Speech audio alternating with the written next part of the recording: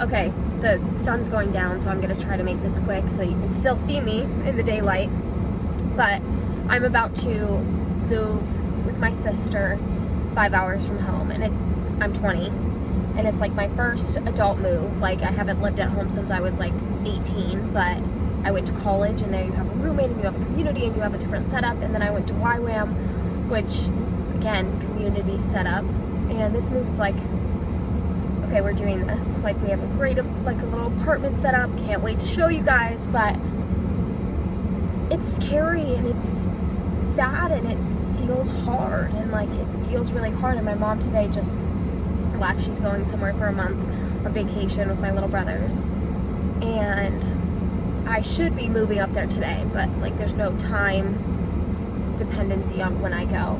And so I went to my mentor's house yesterday, and I just was bawling and crying, like, this feels hard, and this feels heavy, and I don't have peace about it, and it doesn't feel like I'm fulfilling the calling that God has on my life, and it just feels like I'm taking this decision because it's open door. Like, I'm walking through because it's the only open door that I have, so I'm going.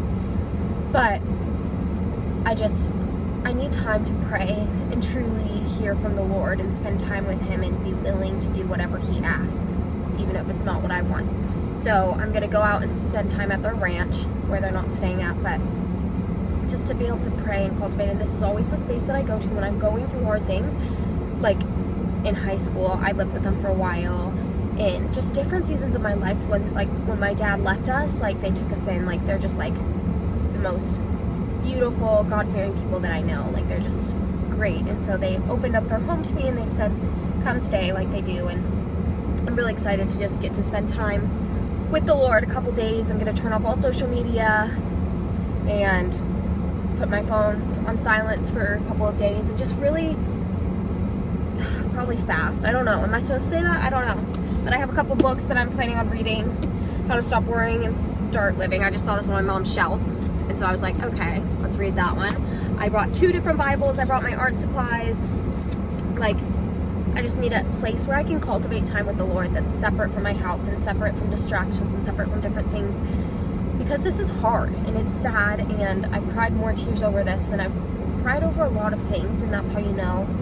And also, whatever, little backstory, this season that we're in is the hardest. Like, it's close to like my father's leaving anniversary, and so every year around this time it's really hard for my family, and I know that that weighs into things, and I just have not been able to.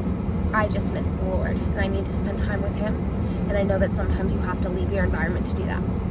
Anyways, I thought I would take you guys along with me, and just, yeah, it's a really special place. It's a really special place to me where I'm going, and it has saved me and my mental state many of times, so I thought I'd show you guys.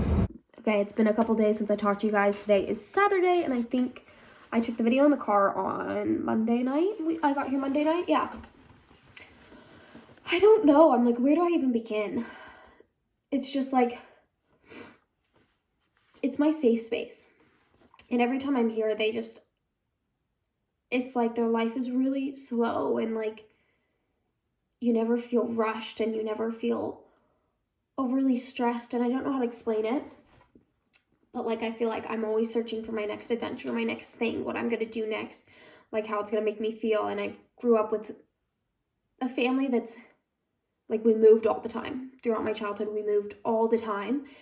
And my mom, whenever things get stressful, she runs away. Not runs away, but like, she'll go on different trips. Like right now, she's gone for a month. And they don't really do that. Like, it's just like, it's just different. And every time I'm at their house, like, I can cry, and I can process, and I can feel what I need to feel and things. And it's just a weird feeling, because it's not a feeling that I feel at my house. And it's not that I love my family. I love my home, and it's a totally different feeling than my home. But it's like, they cultivate a quieter and a simpler life than we have at my house. And I'm always like, can I give up the parts of me that wants to always run? Like, I want to be able to cultivate a home that feels safe. Anyways, and so like, I just like, here I have time. Like, I baked bread, and I made cookies, and I've baked dinner, and I finished my book that I was reading. And it's just like, I have time to, like, I've been doing my ice baths in their pond every day. And it's just like, I have time to truly do what I need to do and process when I'm at their house. And not that like their kids all have jobs, like it's just like different, but it just feels different than my home feels. And it's just every time it's like a breath of fresh air. And like every single night they read the Bible as a family. And like there's just a lot of values that I want to incorporate into my home someday based off of their lifestyle. Love it. It's beautiful. Anyways, where am I going? I want to show you around. I'm actually at their ranch house, not at their house that we've been staying at, but their ranch is beautiful. So pretty. I want to get pictures today with their horses. And another side thing. So when I was on my mission trip for 6 months, like my relationship with the Lord was just so present, and Holy Spirit, like I met the Holy Spirit for the first time in my life, and I learned what that meant, like who the Holy Spirit was and like what his job was, and that he's a character and that he's actually a person. And I truly developed a relationship with Christ that I never knew was even humanly possible. Okay, and then I came back from my mission trip, and I didn't have a church, and I don't have a Christian community, and I don't have these different things that make it hard. It just makes life harder. And so coming here, I was like, okay, Lord, I'm trying to cultivate back a relationship with you. I want to cultivate our time together, our prayer. Like I felt so like I've just spaced myself, and I've like when I get disappointed in the Lord, like I'm just like, okay, I need time away. But anyways, I was sitting with him a couple nights ago, and I was like, what can I do? Like, how can I worship you truly? How can I bring honor to you? Like, what do you want me to do, Lord? And I felt him say, like, dance. And I was like, oof, oof, oof, oof, even in private. Like, whenever I told one of my close friends, Christy, who's one of the trials, I told her, I was like, whenever I see people dance and worship, like, it's like, I don't know how to feel. Like, I'm jealous of them, but also I'm like, and she explained it to me like this. She was like, it's like when you see a couple dance. She's like, when you see them dance in like the kitchen or something like that, you're like, oh, it is so beautiful, but it's so intimate. And it's like weird to watch because it's so intimate. It's such an intimate thing for somebody to be doing. And it's an intimate moment with the Lord that you're watching. And so whatever, I felt the Lord be like learn to worship in private. Like learn to worship me in private. Learn to cultivate this time with me in private. And so I just started dancing to worship music. And just dancing for the Lord, dancing for the Holy Spirit, and asking him to lead me in it. Anyways, and it's just this thing that I'm trying to break off because it's so uncomfortable and it's so fearful and it's so many things. But like we see David dance, like we see that it's something that people do to worship the Lord. And I love to dance. Like I am not scared to dance. At any moment I will dance. And so I don't know why I'm so scared to do it for the Lord. Anyways, so that's something I'm trying to break off. And yeah. I don't know. Anyways, let me give you a tour of this beautiful, beautiful home. This is the room I would be staying in if I didn't want to be alone in the house. It's just so cute. I'll give you a better tour. Okay, guys, so the house is over 100 years old. Where should I start?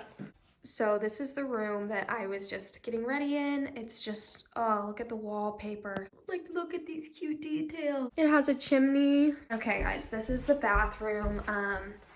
It looks like an illusion, but it's just 2 identical bathrooms. And then they have the beautiful vanity on this side, and then another big mirror on this side, which I can never have too many mirrors. And then there's just like beautiful detailing everywhere. Another little bedroom with double twin beds. Here's the office / library, super dark, just beautiful. All right, right outside of the the library / office is their balcony. Isn't that beautiful? Okay, this is the stairway. And this is the dining room. It's just beautiful.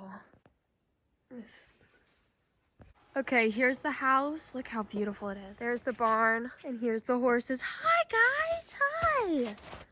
Hi, guys. I've been so tired all day, and it's just been a really hard day. Like, there's so many tears, and I was like just so tired. And now it's like, I don't know, it's almost midnight, but I was like, okay, I'm just gonna listen to my worship music before I go to bed. And it just, every night God's been kind of keeping me up to spend time with him, so that it's the last thing that I do before I go to sleep. And I'm already just emotional today, but just am so in love with the Lord. And it comes in these waves where it's like my next season that I'm going into, I'm just so hungry to do what he wants me to do and to be on the mission field and to be living out his calling for me. That it makes me sad to think that I don't know what it is. I don't know what my calling is and what my mission field is going to be there.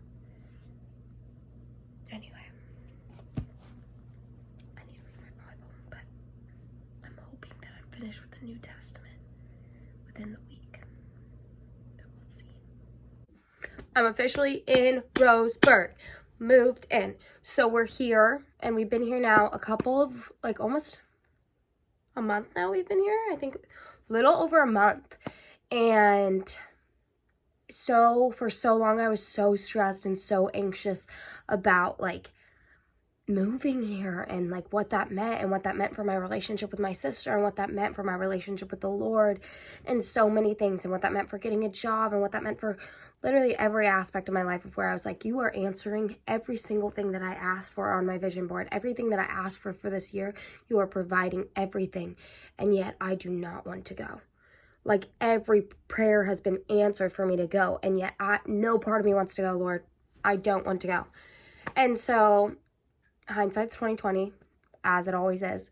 But now that I'm here, it's just like this whole time, like, God has just provided everything that we've needed until we've got on our feet. Like, my car, its battery started going out, like, every single day. We'd go to the store and it would die.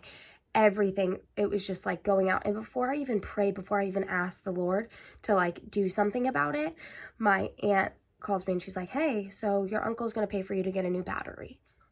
And so before I even asked for that, like, it was provided for me. And then they put it in and they did these things, and then I got an oil like change, and like everything has just been provided a little bit at a time, right as I need it. Like, he's a good father, and he's providing, and it's just like confirmation that this is where I'm supposed to be.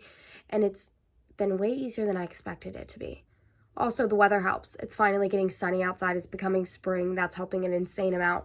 But it's just like there was so much stress and so much agony to this move that like now that I'm here, I'm just like, God is so good and he is so kind. And like, and I'm not saying I needed that couple of weeks to prepare for this. Like, I needed it because he like put me in the right mindset, and I got to sit with the Lord and he met me there. But like, we add so much stress when God's like, okay, you didn't have to do that. Like, you know that I provide. You know who I am. And so I'm here. We're happy. We're settled in. And he's just a good father. And that's all I had to say, is this video is a whirlwind of emotions. But he's a good father, and I'm here. And I feel like I'm where I'm supposed to be. So, love you guys.